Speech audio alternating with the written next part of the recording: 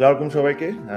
আশা করি আপনারা সবাই ভালো আছেন। আপনারা রিসেন্টলি দেখেছেন যে আমার মতোই মোস্তাফিজের ক্যারিয়ার ধ্বংস করে দিচ্ছে পাপন। হঠাৎ লাইভে এসে পাপন ও বিসিবির ওপর ক্ষিপ্ত হয়ে মোস্তাফিজের পক্ষ নিয়ে একই বললেন তামিম ইকবাল। মুহূর্তেই ভাইরাল ভিডিও। দর্শক, আইপিএল থেকে জিম্বাবুয়ে সিরিজে অংশ নিতে গত ২রা মে বাংলাদেশে ফিরে এসেছে মোস্তাফিজ। চলতি টি-20 সিরিজের চতুর্থ ম্যাচ থেকে তার জাতীয় দলে যুক্ত হওয়ার কথা রয়েছে। যদিও তিনি এখন মাঠে নামবেন কিনা সে প্রশ্নও উঠেছে, কারণ এক মন্তব্যে ফিজকে এই সিরিজ থেকে বিশ্রাম দেওয়া হতে পারে বলে জানিয়েছেন বিসিবি সভাপতি নাজমুল হাসান পাপন। আর পাপনের এই কথা শুনে সামাজিক যোগাযোগ মাধ্যমে চলছে আলোচনা সমালোচনা।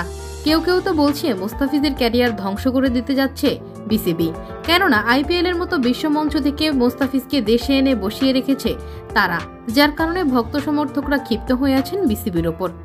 এদিকে মোস্তাফিজের প্রসঙ্গ নিয়ে লাইভে আসেন তামিম ইকবাল, আর তিনি বলেন, মোস্তাফিজকে আইপিএল এর মতো বিশ্বমঞ্চ থেকে দেশে এনে বসিয়ে রাখা মোটেও ঠিক হচ্ছে না বিসিবির। সে যদি আইপিএল এ থাকতো সে আরও অনেক অভিজ্ঞতাশীল বোলারে পরিণত হতো, কেননা সেখানে বিশ্বমানের কোচরা রয়েছে। তাই আমি মনে করছি মোস্তাফিজের ক্যারিয়ার ধ্বংস করে দিচ্ছে বিসিবি।